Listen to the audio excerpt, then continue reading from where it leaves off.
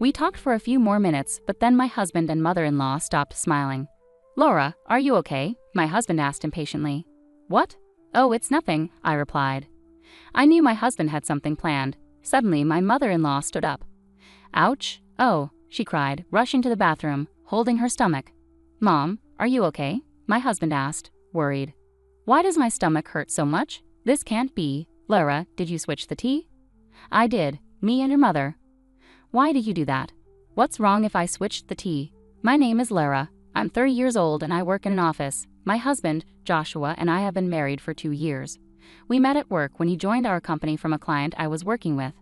At first he struggled to adjust, but the next time I saw him, he seemed to be doing well.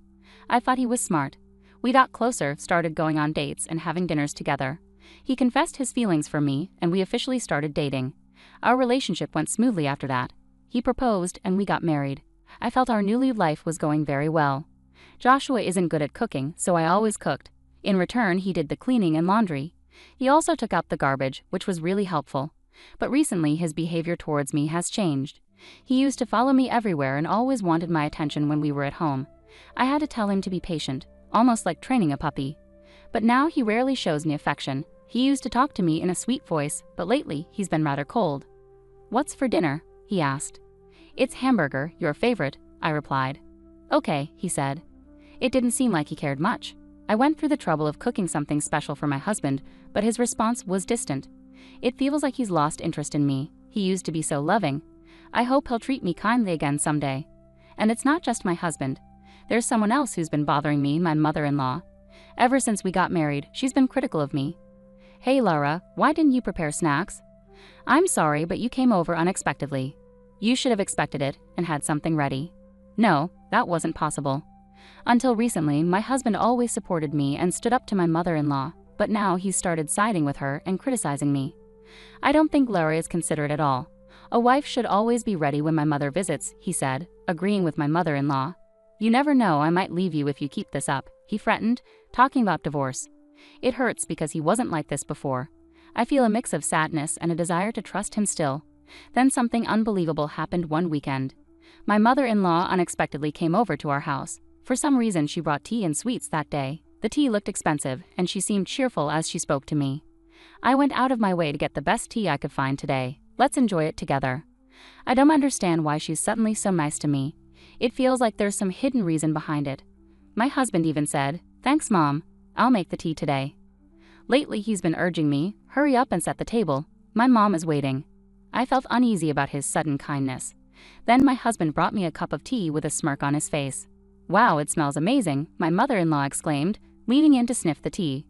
I was suspicious and leaned in to smell it too. It smelled like regular tea, but there was something off, like there were bubbles floating in it. This couldn't be good. I knew I shouldn't drink it, but what could I do? I wondered if there was any way to switch this tea without them noticing. "Oh, by the way, mother-in-law, your favorite Korean singer was on the music show the other night, and I recorded it.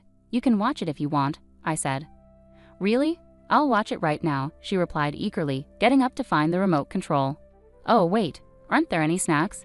You made tea but forgot about the snacks," I mentioned to my husband. My husband can be a bit touchy, so he easily gets defensive.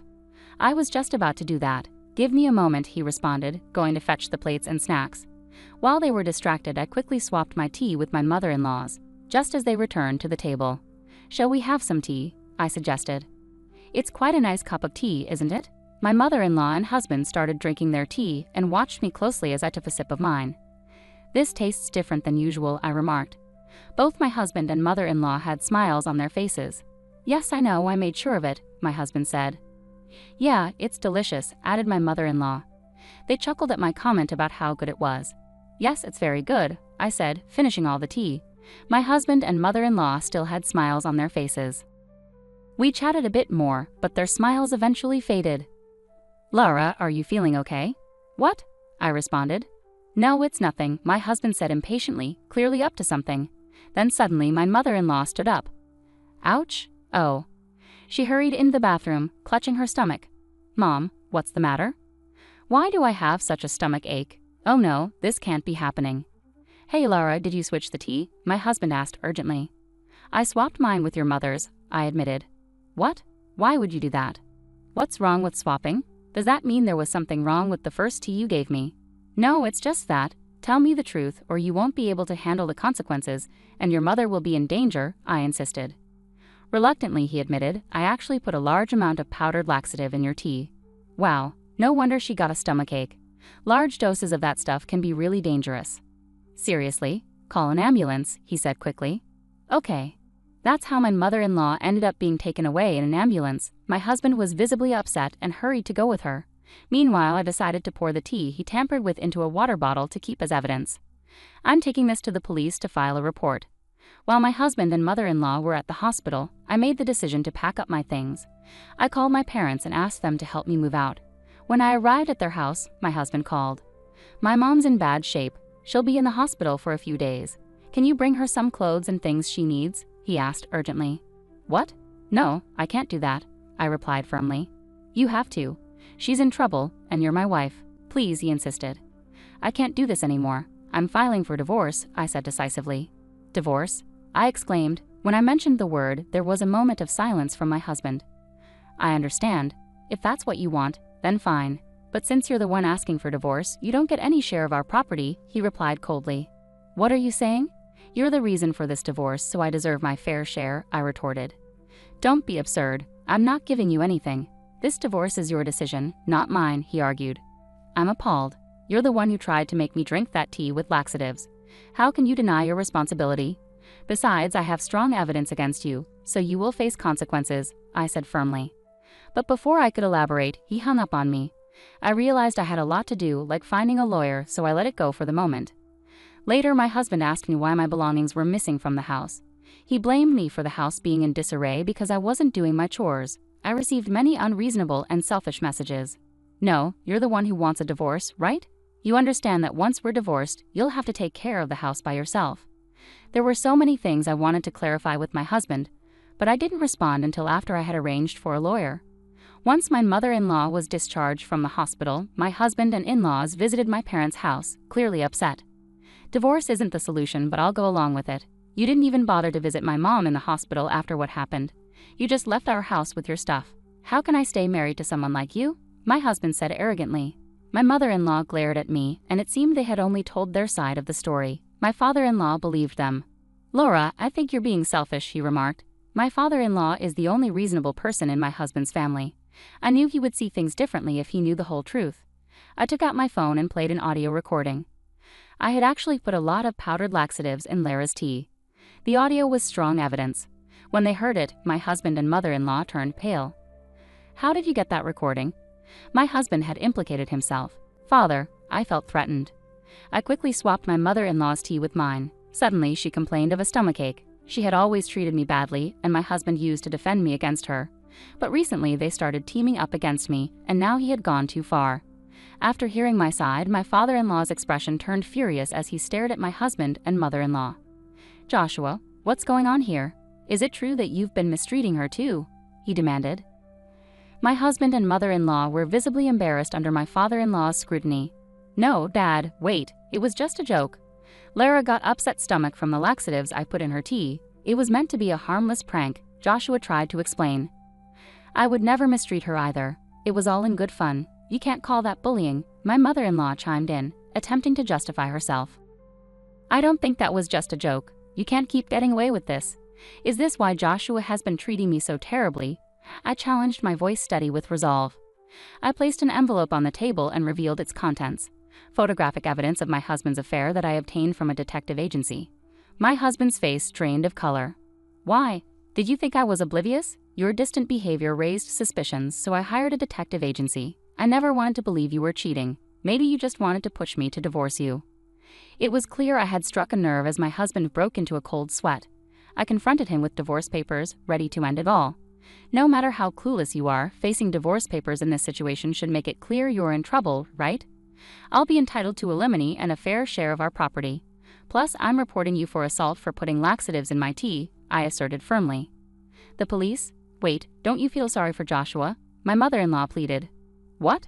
Are you serious? It's not just my husband. You too, mother-in-law, are involved. He was working with you, I retorted. Wait a minute. Why should I be blamed? It was Joshua who put the laxatives, my mother-in-law protested. "Mom, you came up with this plan. Don't try to pin it all on me," my husband interjected. "What? You asked me to help you because you were looking for a new wife," I exclaimed, shocked by my husband's revelation. My husband and mother-in-law began arguing, each refusing to admit their wrongdoing. Finally, my father-in-law had enough and intervened sharply. "Enough. Both of you are responsible for this.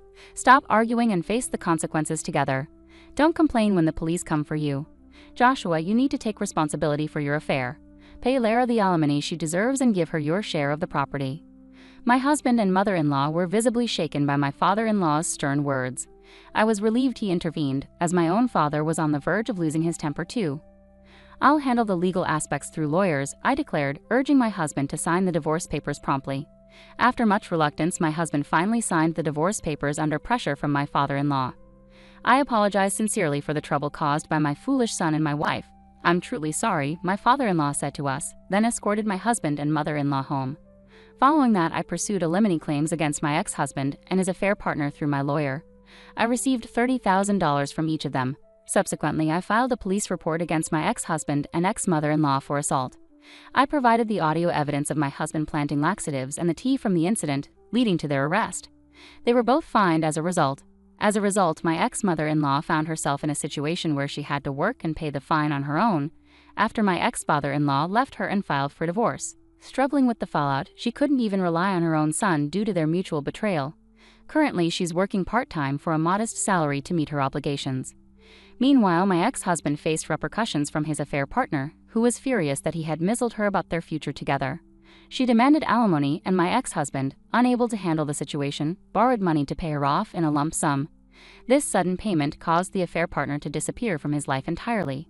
In short, my ex-husband found himself abandoned by both me and his affair partner, burdened with significant debt. It's a situation he brought upon himself and truly deserves. On the bright side, I achieved what I wanted, securing my share of the property, which brings me relief. I'm currently living independently in an apartment and working hard.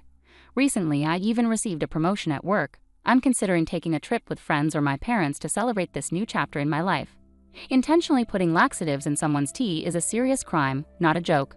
Both my ex-husband and ex-mother-in-law should face the consequences for their actions. I'm grateful that my father-in-law was understanding and supportive throughout the ordeal. Despite this disaster, I'm optimistic that I'll find a wonderful person in the future who respects and cares for me.